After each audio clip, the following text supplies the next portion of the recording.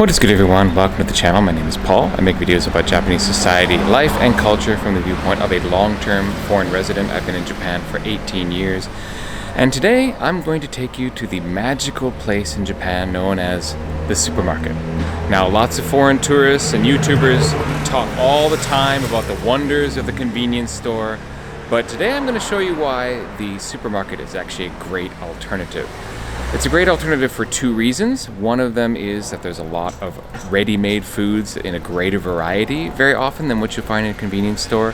And the prices tend to be a lot cheaper, especially if you're buying drinks and snacks. Definitely cheaper than at a convenience store. And the second reason is actually a cultural one. Yes, the supermarket can be actually a tourist destination if you think about it. Every country you go to, I always tell my students at my university, go into the local market, whether it's an outdoor wet market or a supermarket, depending on the type of country you're in, but go to where the people shop and actually get their daily foods, because you're not going to see that in a restaurant or a tourist area or even a convenience store in Japan. Case in point, if you go into a Japanese supermarket, you're going to find an entire aisle that's all dedicated to seaweed, nori, kombu, kelp, all the different types of seaweed that you can buy. It's kind of like the giant cereal aisle you find when you go into an American supermarket. So basically, you're seeing a slice of life of what people actually buy and make and consume on the daily. So let's go see what this particular supermarket has to offer, and I think you'll agree that a lot of it looks pretty darn good, and it's a pretty interesting slice of Japanese life that you don't get anywhere else. Let's go. Alright, as you can see, and you surely can imagine, in Japan there are lots and lots of items in the seafood department. Here we're looking at some really lovely tuna or maguro, coming in all different forms, chunks, smooth paste, full big blocks of it. Beautiful, beautiful tuna. This is buri. Here we have all kinds of seafood laid out, shrimp and other fish balls and things, a lot of it in preparation for New Year's. All these other different types of fish. Fish, and more fish. You can buy whole fish as well, several different types of those, and they will actually cut it for you. You can request that they slice it open right there for you if you want to get a specific fish and you don't want it to have been pre-cut already. Rows and rows of sashimi. Take a look at the prices here. That's about $5 or so for those nice pieces of tuna. Big set of different fish, some 1,300 yen, that's what, $8 right now in terms of the current exchange rate. Can you imagine getting this quality sushi or sashimi in an American grocery store at that price? Probably unheard of.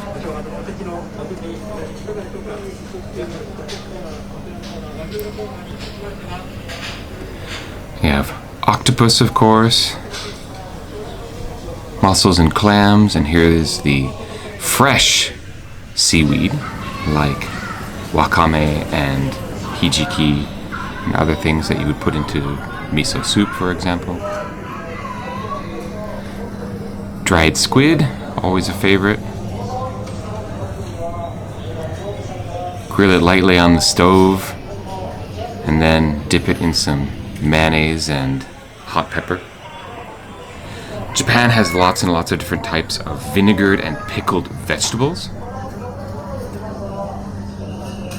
The first one you saw there was kimchi, which of course is from Korea, but there's no shortage of pickled and vinegared vegetables in Japan. Everything, carrots, daikon, cabbage, everything can be pickled and is pickled.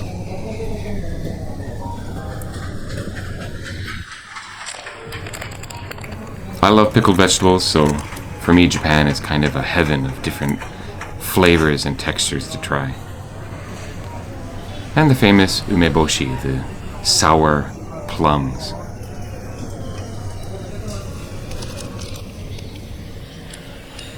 Here we have the dried seaweed selection. Have various different things that could be put on top of rice, put into soups, for the making of sushi, etc. And here we have kombu or kelp for soup stock.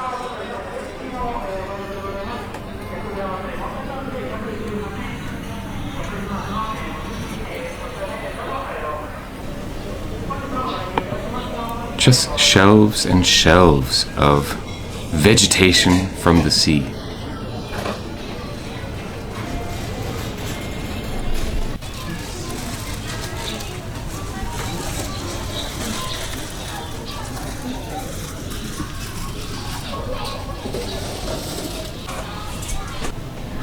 And this is the lonely cereal aisle. That's all there is, one tiny little section.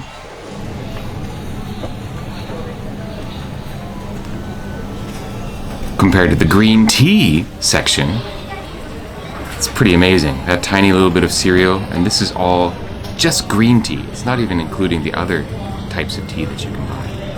And of course, bottled green tea as well. Bottled teas are, in my mind, one of the reasons why the Japanese remain so thin, slender, because they're always drinking non-sugared, non-calorie beverages. Here we have natto, the famous fermented beans that seems to be a benchmark of whether you can really say you like Japanese food or not, if you can eat natto or not. And just the fact that there's so many different brands and styles that you can buy is amazing. Speaking of many different types of products, this is all tofu products. All the different types of things that you can get, the different textures of tofu, fried tofu, hard tofu, soft tofu. I imagine most US grocery stores have a tiny little 2-3 shelf area for a couple of types of tofu, and that's it.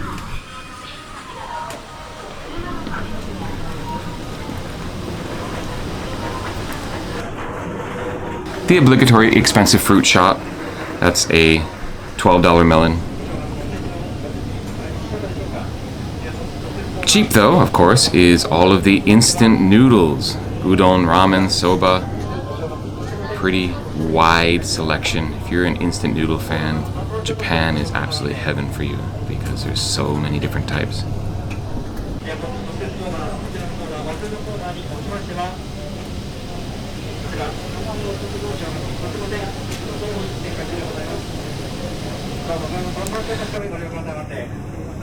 And more seafood in an entirely different section of the store. These are fish that have been butterflied open. Every Japanese kitchen has a fish grill, and basically these are all ready to just be popped straight into the grill, grilled up and eaten right there off the bone. This is actually one of my favorite things to eat. More goodies from the ocean, various concoctions. We have fish roe, basically sacks of fish eggs.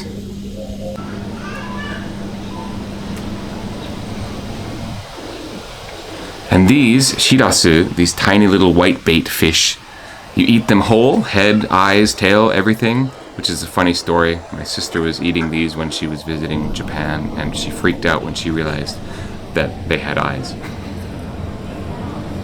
Beautiful, beautiful salmon. And I know for a fact in the States, like a hunk of salmon like this would probably be, at least Wisconsin where I'm from, far from the ocean, is going to be, what, $40, $50? Here you get it for less than $10. And here are the aforementioned pre-made meals. All kinds of bentos, fried rice, roast cutlet, curries, noodles, udon, soba, ramen. Here we have doria and paella, bentos with hamburg, steak, and egg. Just way more variety, and I would say a little bit nicer quality than what you get in a typical convenience store. And the difference between getting bentos in a supermarket and a convenience store is Many convenience stores never mark anything down, whereas in a supermarket, you'll get 10% off markdowns, even up to 50% off markdowns as the evening progresses. If you come later on in the evening to supermarkets, everything is getting marked down. So the later you come, you can get those 50% off discounts on even beautiful looking sushi like this. And again, check out the prices, 550 yen for these packs of gorgeous sushi that are then 20% off. I mean, that's dirt cheap. This is definitely something I would miss if I left Japan, is getting just high quality, inexpensive supermarket sushi.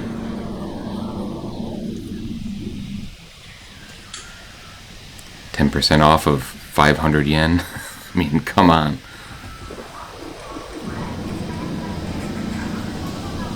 It's so cheap. Something I definitely appreciate living here. And a tiny little sandwich section. Just a few sandwiches there. They have fried things as well. If sushi's not your thing, or you don't want a bento and you want to put something together. Fried pot stickers, Chinese dumplings. Got, of course, fried chicken, karaage, chicken nugget style, yakitori, so grilled chicken. There's some fried cutlets and fried oysters, fried pork. Over here we've got fried vegetables even, tempura, which you can put on noodles or onto rice. Okonomiyaki, yakisoba. Just giant selection. I was in here at about 6 p.m. and that's when these 10%, 20% discounts started happening. And here you might think you're looking at, oh, sake! Look at the selection of sake! But this is actually shochu, the Japanese distilled beverage. Wide selection of that. And then finally, here is the sake or nihonshu section. And of course, I'm sure this is a much more vast selection than you'll find at your local super outside of Japan. Although I do understand that sake has been increasing in its popularity, so there are more and more types to be found abroad. Here's a recommendation I would give to you is, if you see this bottle, Kubota, definitely recommend that sake. Okay, now obviously I skipped over a lot of sections like meat and vegetables and dairy and things like that, but I think you got a pretty good idea of what it looks like inside. I highly recommend you check it out if you come to Japan, and have a good time, because there's a lot of cool things you've probably never seen before, and some snacks that you won't find in the convenience store, and it'll be cheaper in general. A cultural experience for very cheap, and it's not your typical tourist trap, so have some fun in the supermarket. And of course, thank you as always for watching this particular channel and this particular video. I hope you like, subscribe, and do all those good things. Have a wonderful, wonderful holiday season, and I will see you in the new year. Peace.